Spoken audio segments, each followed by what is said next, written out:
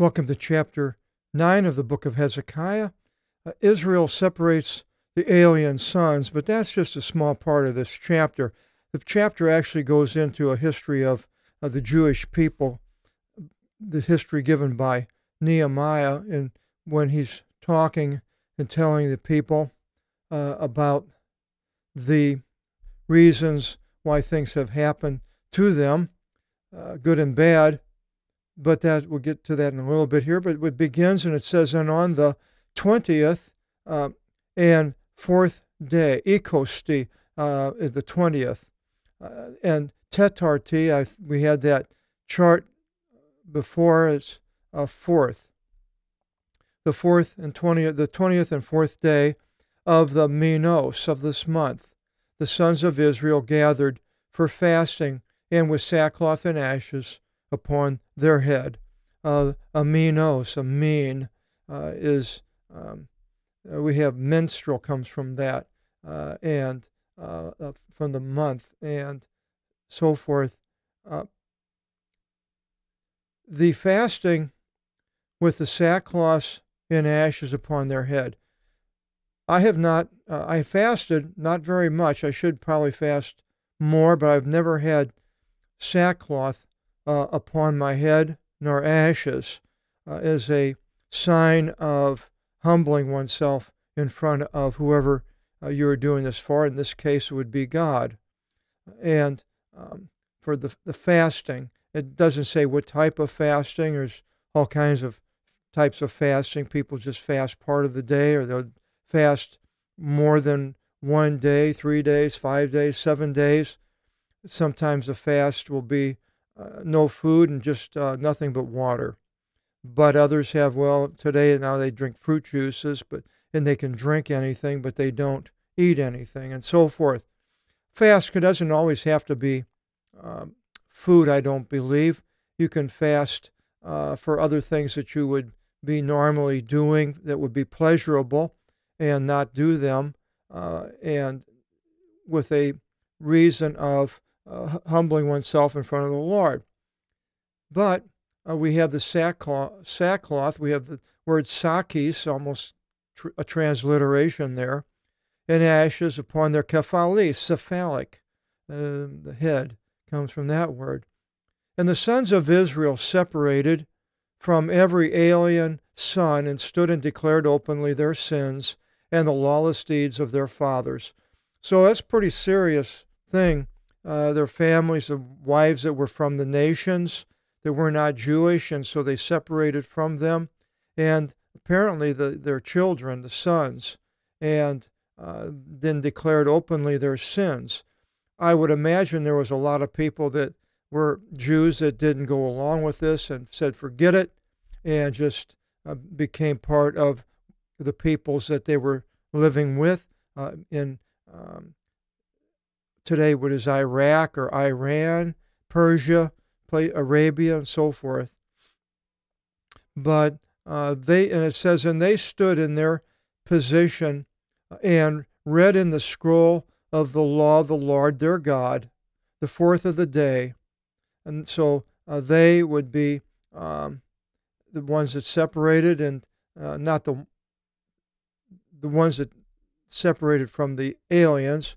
And they stood in their position and read in the scroll of the law. And this is mainly probably had to do with the priesthood, I'm thinking. But I'm not sure. It doesn't say that. But in the last chapter, it alluded to that, the being mainly for the priests. And they read in the scroll of the law. The average person probably wouldn't be doing that. So another reason why this would be, these people would have been the priesthood of now, maybe the average person that was married didn't separate, but the priesthood would have had to. They read in the Viblio. A Bible comes from that word of the Nomu, astronomy. Again, if I come up with a different word than astronomy, astrology doesn't work. But anyway, they read in the scroll of the law. That would have been basically, the law would have been the first, the first book would have been Genesis, and then after that, the next 4 books would have been the law of the Lord their God, and were declaring openly to the Lord the fourth of the day, and doing obeisance to the Lord their God, that is on their face, kneeling on the ground as the Muslims do on those prayer rugs. And Jesus, and again I had to read because it's the same spelling as Jesus in the New Testament, but they call him Yeshua here and Joshua and other places. It's very convoluted. Should have just made it all one. And Yeshua or Jeshua stood upon the ascent of the Levites and the sons of Kadmiel, Sachaniah, son of Saraviah, son of Hanani, and yelled with a great phony, a phone, it comes from that, a great voice, megaly, to proskirion ton theon of ton, to the Lord their God. And he said, the Levites, Isus and Kadmiel, Vunias, Saravias, Oduias, Sovanias, Phesias, rise up, bless the Lord our God, from the eon and to the eon. So it had to do with the Levites here more so than the average person. So eulogite, eulogy comes from that word. Bless the Lord our God from the eon unto the eon. Aionos, keos to aionos. Eon unto the eon. I think the King James called it worlds, and why a world, I don't know. Or time. But time is chronos or kairos. This is an eon, an aeonos, from eon and unto eon. So the idea is forever. People have a hard time with that, the Aeonialists, because they believe an eon is just for a certain period of time. And how they come up with, I believe there are certain periods of time. Eons are certain periods of times. But when the structure is aionos, Keos to Ionos, or Aeonos, Aeonon, Ionon, in the plural, the eons of the eons, then it's not just for one time. And they shall bless your glorious name, and shall raise it up high with all evlogia and praise, blessing and praise. And the praise can be with the music and the shouting and the singing and the dancing, whatever. Not the same as the doing obeisance.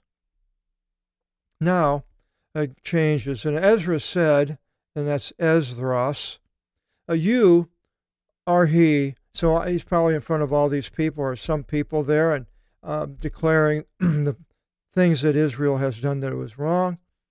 You are he. Kyrios, monos, the Lord alone, monogamia, single marriage to one person. You made, and that's apisas, the pia, poet, comes 4160, as we mentioned, is the most used verb in the Bible. It appears almost every chapter more than once. You made the uranon, the heaven, and the heaven of the heaven. So there's more than just one heaven. We have the heaven where the birds fly, and then there's outer space, and who knows what else. Jesus came from heaven. He went back up to heaven. Now, I don't see him flying around, so apparently the heaven that he went to was something higher than the heaven. I believe Paul mentions the seven heavens. And all their positions, that is, things in the heaven, sun and the moon, the earth, in all as much as is in it. You made the earth, everything that's in it. He's the creator, created all, the animals and life, all life. The seas, thalasis, thalactic is a derivative for anything to do with the sea, and all the things in them, the seas, oceans also. And you restore to life all things, or give life, could be restore, give, make life, might be even better. You make life to all things. And to you, the militaries of the heavens do obeisance. Now, this could be very well figure of speech. The militaries are generally the stars, strateae. We have strategy as a military term. they do obeisance, and that's bowing down. So I think it's probably a allegorical meaning here, and they are in control of God. And we know that this one object in heaven will come down. It's a cube. It's mentioned in the last few chapters of the book of Revelation, and we will join up with it and go up there someday. You are, O Lord, Kyrie, O Theos, God, the God, our God. Theos, theology comes from that. And you chose Avram and led him from out of the place of the Chaldeans. And that was in Ur the Chaldees, and that's in the middle of a Mesopotamian valley between the Tigris and Euphrates River in Iraq today. And you placed upon him the name Avraham, added an A in the Greek, but of course it was Hebrew originally. Excuse me. And you found his cardion, cardiac, has to do with the heart. You found his heart trustworthy before you, and ordained with him a covenant, so as to give to him the land of the Canaanites and Hittites and Amorites, Perizzites, Jebusites, Girgasites, and to give it to his seed. Ordaining a covenant with Abraham. Now, he did have a covenant with I believe, after Noah. So they both had a relationship. Noah earlier had a relationship with the Creator and communicated him with somewhat, and maybe more so here with Abraham and communicating with God. And God, it said, gave him this covenant of this land of all these of Canaan with all these different peoples, and to give it to his seed, which the spermati, we have sperm for seed, comes from that. And so this land has been given. The Israel today is a nation. The Jews live in it and control most of it except for the West Bank and the Gaza Strip. Gaza Strip today, there was 200, 300 missiles fired out of the Gaza Strip into Israel. Israel is retaliating right as I'm speaking, and this is the 12th of November of 2018. And so they're still having problems with these peoples of that land.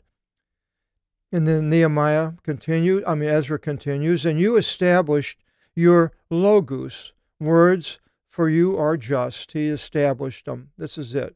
And you beheld the humiliation of our fathers in Egypt. So after the patriarchs, Abraham, Isaac, Jacob, who was renamed Israel, and his 12 sons and daughter, they all ended up going to Egypt because of one of the brothers putting their brother Joseph into slavery, selling him into slavery into Egypt. And then later, when they went to Egypt for food, they went in front of Joshua, who was now second to the Pharaoh because of his ability to see the future and so forth, and to describe the dreams and what they mean. So then the humiliation of the fathers in Egypt. So after that, other rulers came up, not the ones that knew Joseph, and they put these Jews into slavery and building things, pyramids and whatever. And he says, and you heard their cry, ikusas, acoustics comes from that, at the Red Sea. So when they left Egypt after Moses, the plagues took place, in the dying of the firstborn and the children of Israel leaving. That's what it's talking about here. And they crossed, they got to the Red Sea. And you gave semia, we have a semaphore for that, it's a Greek English derivative, and miracles in Egypt to Pharaoh, and that was all the plagues, and among all his servants, and among all the people of the land, and the midges, and the darkness, river turning into blood, and all these different things, and boils. They happened to all the people.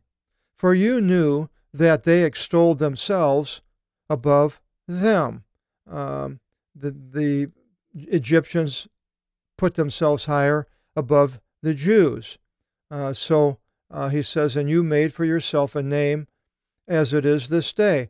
By what? Here it says, and you tore up the sea, the Red Sea, before them, and they went in the midst. Meso is a mesoderm, is a middle layer of the skin, the midst of the sea, in xerasia, xerosis, dryness. In dryness, this is what happened when they crossed the Red Sea. It opened up, they went across, and then it says, and the ones pursuing, which would have been the Egyptians, the army, pursuing them, the Jews, you tossed into Vithon, the bottom of the sea, as a stone in vehement water. So water is just bubbling and bursting and rolling, and the stone was thrown out and just sunk, and this is what happened to their army of the Egyptians. And in a stelo, a stele is a column that you see in the Middle East, and they're real tall, made out of stones, and a lot of times they have writings on it and historical things. And in a column of cloud, you guided them by day, so they saw this column of cloud, and a column of fire, stelo again, of pyros, pyromania, pyro, fire, at nikta, nocturnal, all these derivatives in our book. English derivatives of the Greek New Testament highlighted here. To give light to them for the way in which they went by it. So this is what the column of fire.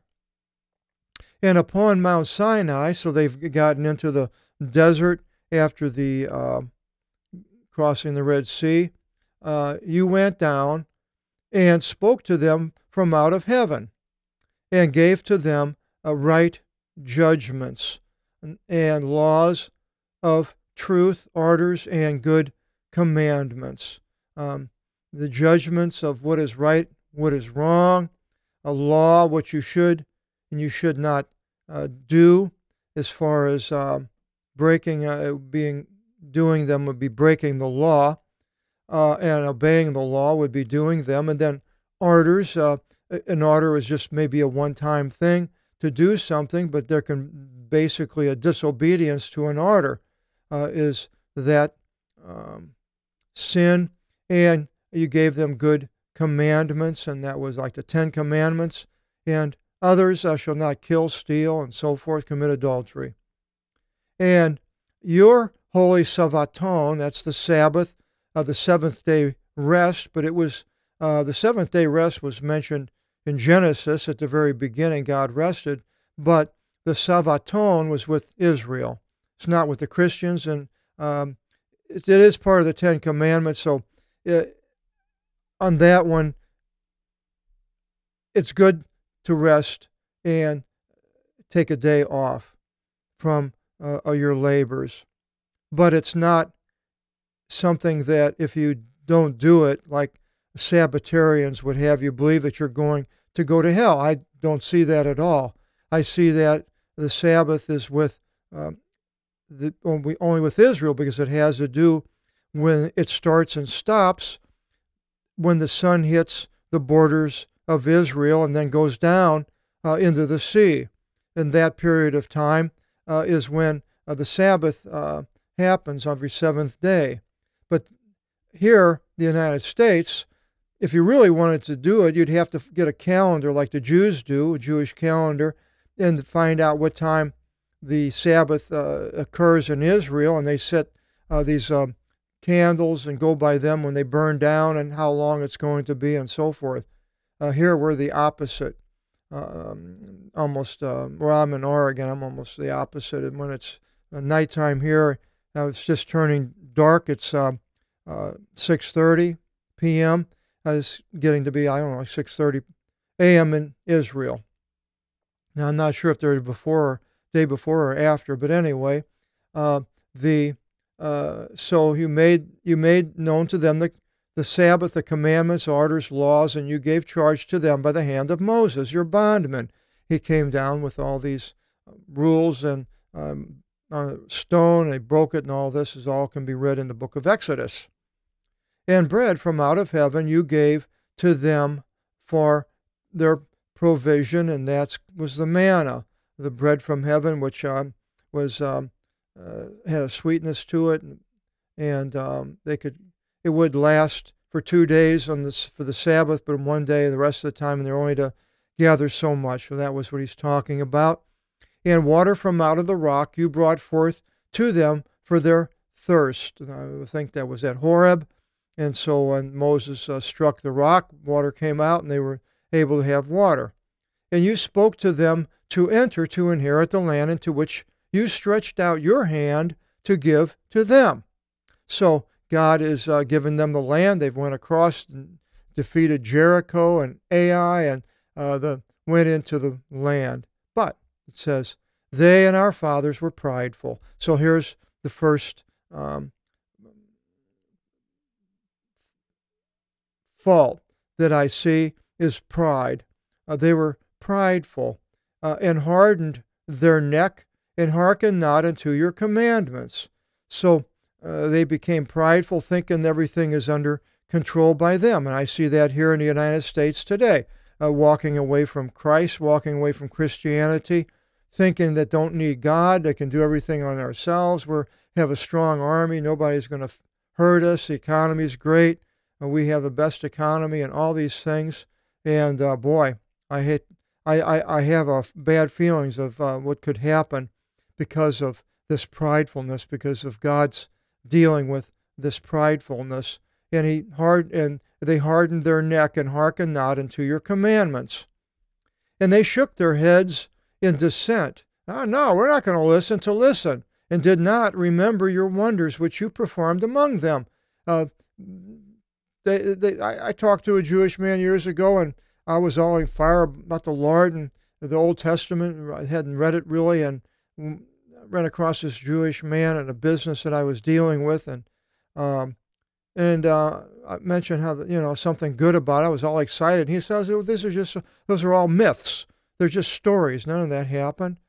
So it's this hardness of heart is even today.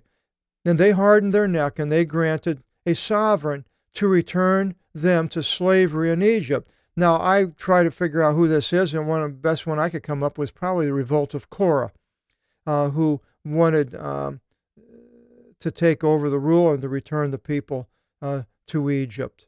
And the earth opened up and swallowed Korah and his multitude down. But you, O God, in forgiving sins, are merciful and pitying. And so God has forgiven sins. He's merciful. He has mercy on people that deserve punishment, and he pities people when they are down and out and having problems. All these wonderful attributes that Christ brought that we are to also have as a Christian. And forgiving people, being merciful, and feeling sorry for people that need help, whether Christians or not, being lenient instead of being hard-hearted towards them, and full of mercy, and did not abandon them. And God has not abandoned me. I sinned and did a lot of things that I abandoned God, but he did not abandon me. And when I asked for him to accept me back, he did with open arms, and I came back, and I've been with him ever since. And it was in December the 30th, 1979. And so God has full of mercy towards me, instead of telling me to, go to hell, and literally, but he didn't. And still also, and he probably has shown mercy and lenient for all these things to you, and your sins and your disobedience and so forth. But it's important to walk with the Lord and not to become hard-hearted towards him. And problems in life can cause that. But, well, to me, staying in God's Word is the best thing to soften up a heart in a stiff neck, because reading the things of God, to me, just softens a person up. And like what we're reading right here, we see it. And it's like, well, I've had a problem today, and I see now this is not the right thing to do. I shouldn't have done that, and I'm not going to do it again. I'm going to change. And by reading the Bible every day, it's really wonderful. And then he continues, and still also they made for themselves a molten calf. And there was in the middle of Sinai, and Aaron built a calf for them because Moses had not come down from the mountain for, how many days? 40 days? So they made a molten calf, started worshiping this calf. And these are the gods leading us from Egypt. And they said, these are the gods leading us from out of Egypt. So I don't know, this is a plural here, so maybe they made other ones for themselves. And they committed great provocations to anger.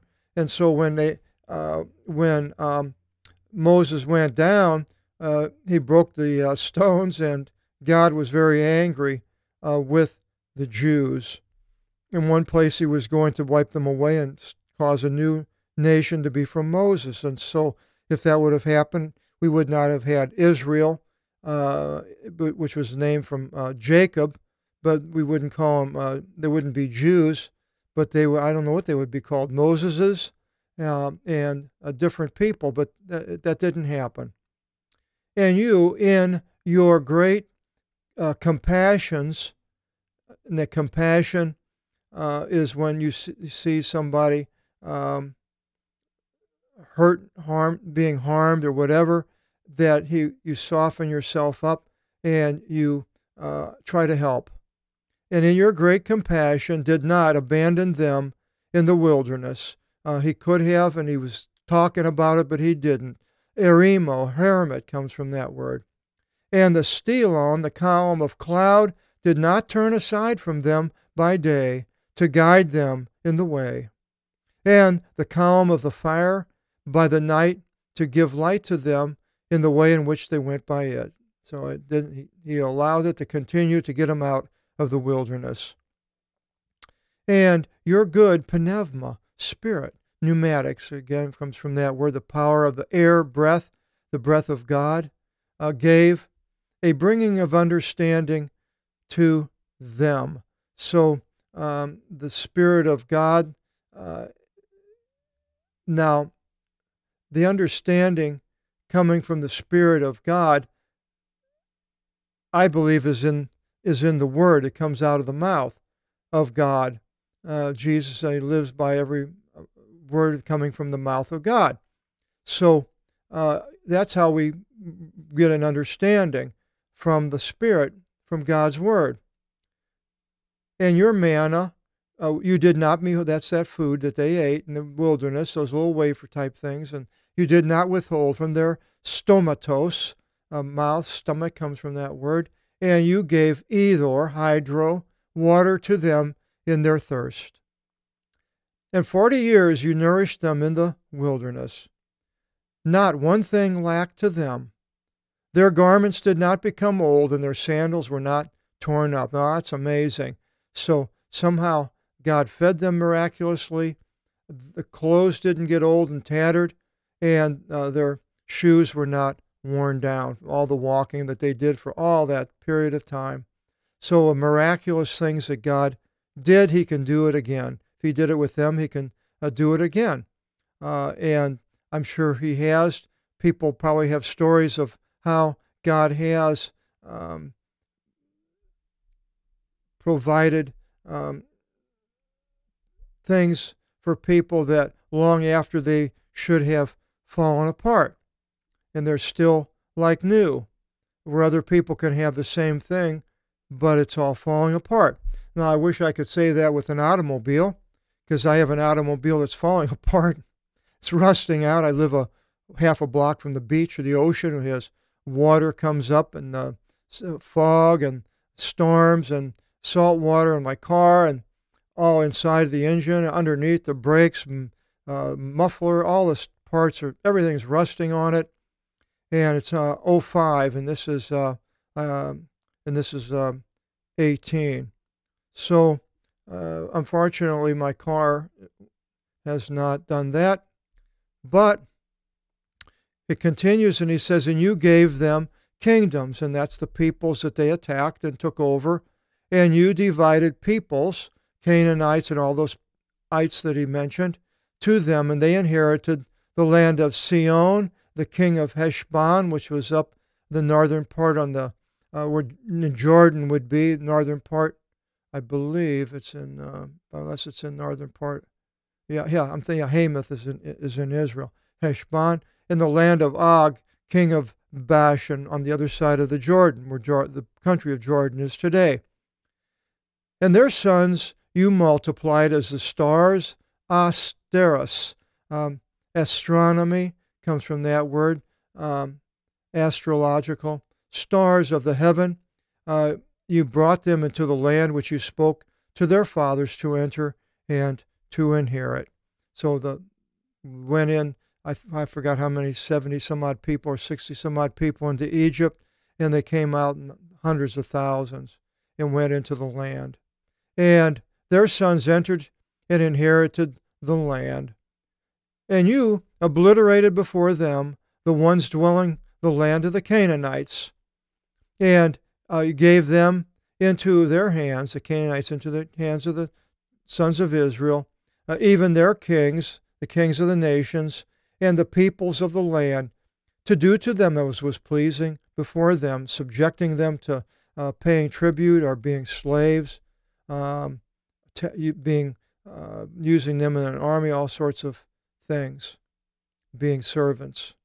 And they overtook high cities, Jericho, and a fertile land, which when they came back, the spies came back, they brought back all these fruits and things on this pole, wooden pole they were carrying, and it was a fertile land. It still is one of the top fruit-bearing nations of the world. It exports fruits all over the world. They're experts at irrigating and water preservation by many important ways that they have developed and come up with on their own.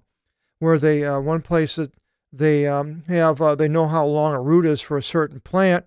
So let's say the plant produces something up here of some food, and the root goes down 6 inches. Well, 8 inches down below, they had put a barrier, a water barrier. The water couldn't go through. Then they had the drip irrigation, and the drips would go out, and they know exactly how many drops, how often, when it would go. That this, and they would put fertilizers in it, and then it would go into the roots and would go up and it would grow, and the water wouldn't go down any further. Experts at this, and I went to a Bible study back in 1980 with a man who was helping the Jews, Israel, develop this type of irrigation. And they inherited houses full of all good things when they took over the peoples, and pits for quarrying, for their rocks and stones, for their buildings, vineyards, olive groves, and every tree of edible things in multitude, all the fruit trees. And they ate and were filled up, and were fattened, and indulged in your great goodness, not in just a goodness, but in your great goodness, great. And so it's wonderful when that great goodness of God is poured out on a people. But now it says, and they changed, and they revolted from you. Well, see, people can do that. They can change for whatever reason, all sorts of reasons that people would revolt from God, have problems in life, and they don't want to do the things that God has them commanded to do, or they can have something that would tempt them to do something else that would lead them to leave God. That's what happened to me. I was young, and I wanted to go out and do what I wanted to do, how I wanted to do it. And they tossed your law behind their body. Now, that is a figure of speech, I'm sure. And they killed your prophetos, and prophet, transliteration, testifying by them to turn them towards you. God sent prophets to the people, testifying them to turn them towards God, and they killed them. Somebody that was prophesying or speaking the things of God. I feel like, in a way, the things I'm doing and things that God speaks through me as a prophetic utterances, and but I have not been threatened or anything like that.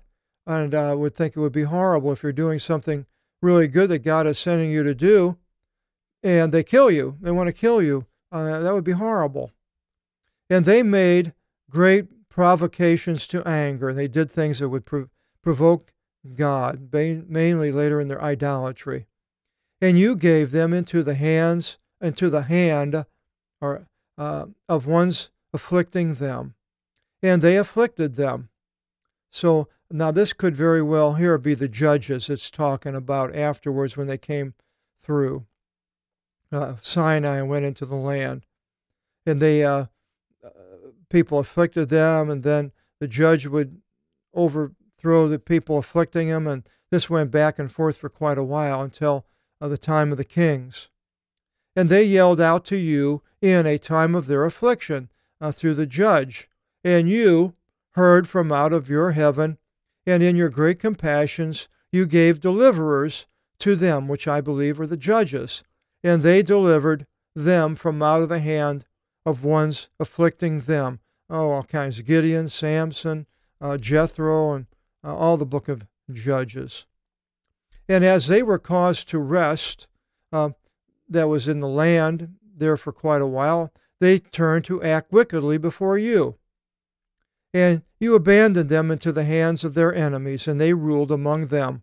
And that would have probably been the earliest ones, would have been either the Syrians or the Assyrians who came from Mesopotamia. And they ruled among them. Sometimes it was other peoples in Jordan, peoples close by, Philistines and Samson.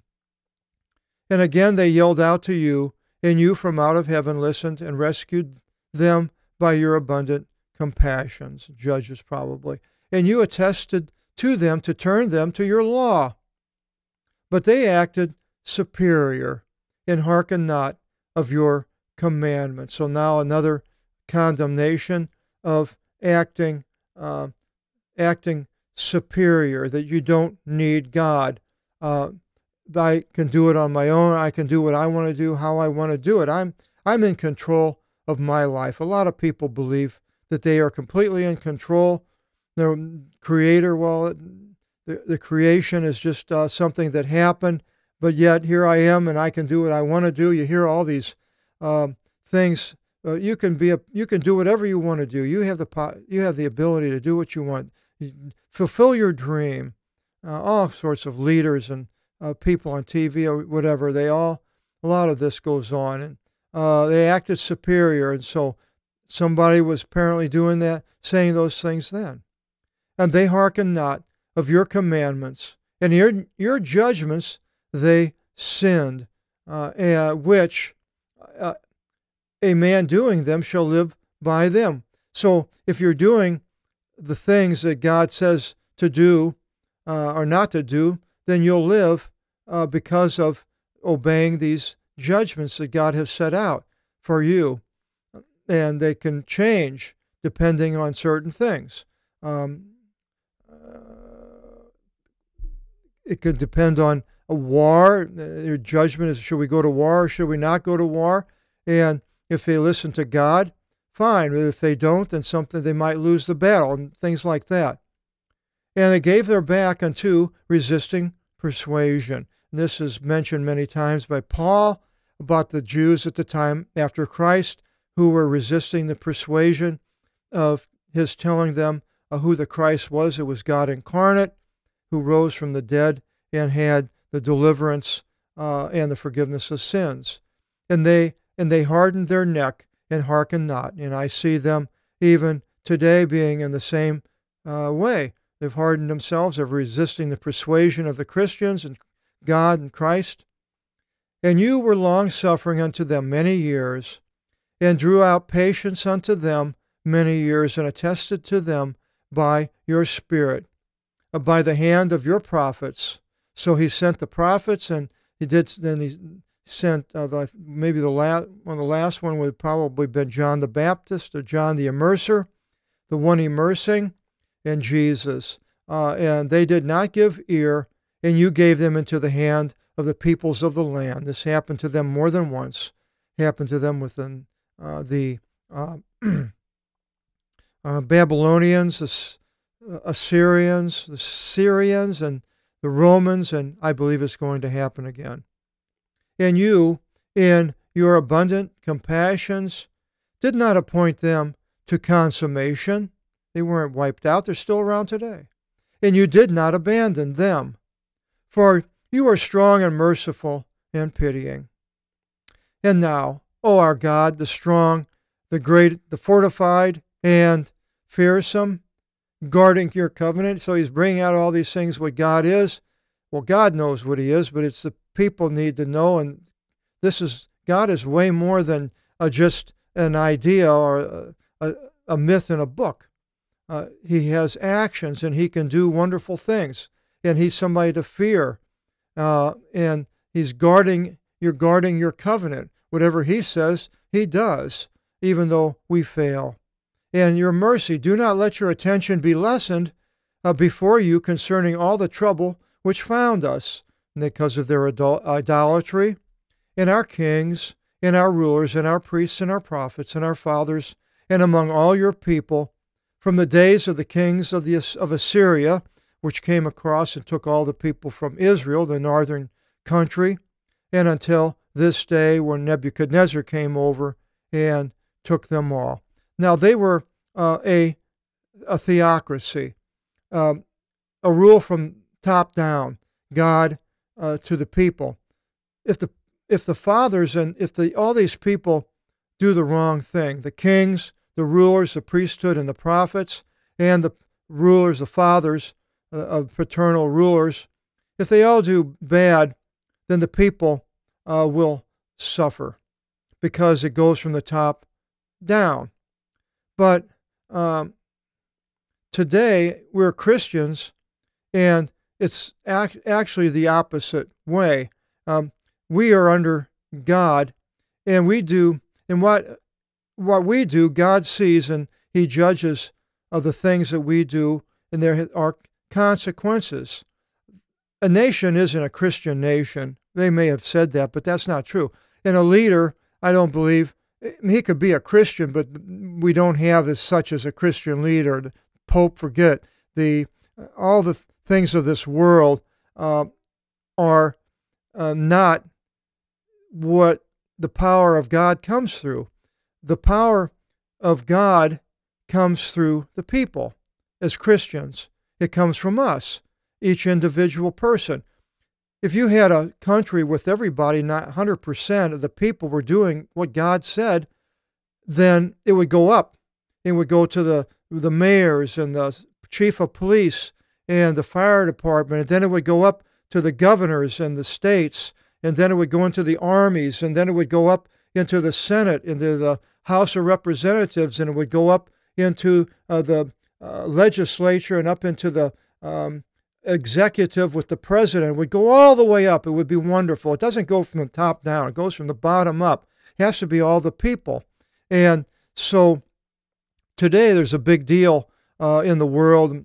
The president of France is coming against the president of the United States. The president of the United States is all for nationalism, the strength of the country being a end all of all, being the best thing, where the president of France is a globalist. He believes everything in the world it should be together and global. It'll all work out. But they're both really wrong. What the world is a theism. It's not globalism. It's not nationalism, but it's theism. It's God. God controls the world. He laughs at the rulers who think that they can do anything. A ruler can say, we're going to go do something, and all of a sudden, whammo, some catastrophe happens to the people. So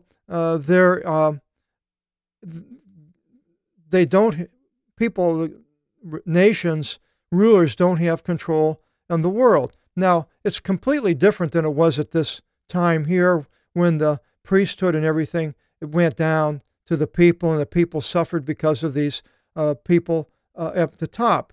Now, if you have a country that's like that, like Israel today, then yes, you could have bad things can happen to the people because of the rulers of the country. Any country that if it doesn't have Christ in the country, and it has allowed a lot of people to come in that are not Christian, well, to me, that's an opportunity for missionary work. You don't have to go out anymore and send people to Pakistan or China or Zimbabwe or all these different places where they have sent people out. You don't have to do it anymore if they're all coming to you. But to sit back and complain about it and do nothing, no, the Christians should be going there and setting up tents or places right by them all to help and to do things and show them the things of Christ and being a witness. Instead, a lot of times Christians, it seems like, well, they're just going to get money and let somebody else go out and do it in another country. But here in your own country, would you want to do that? No. Now, I have, I call her my girlfriend. So she's been a friend for 15 years, and she is a girl and she is a friend. And she goes and gives brochures, and she'll even take them to the mosque and give them to the people. That's, doing something. And other churches can do something like that instead of just sitting there listening to loud music. So it's different, but these people was, like I said, went top down. But then Nehemiah continues, and he says, "For you are just concerning all the things coming upon us." So whatever happened because of these rulers, it's just. "For truth you acted, but we were led into sin." The people were led into sin by the rulers. Now today, the lack of Christians will allow sin to abound. And our kings and our rulers again, and our priests and our fathers observed not your law and heeded not your commandments and your testimonies, which you testified to them, the condemnation of the rulers.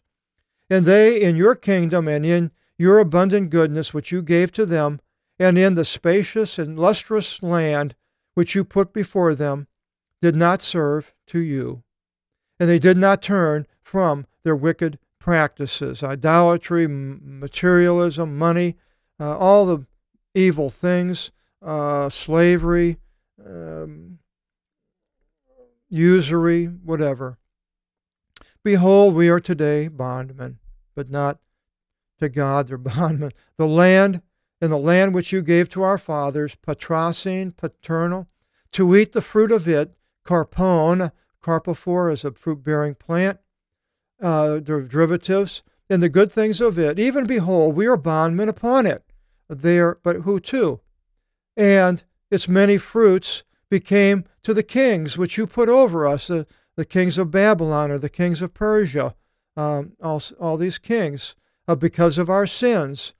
"And they exercise authority over our bodies." Basically, they're under a slavery, some type of a bondage, "and over our cattle, and is pleasing to them. And we are in great affliction." It's not easy. "And in all these things we are ordained a trust." God has given them a trust to do the things, and we write it. And this is Ezra.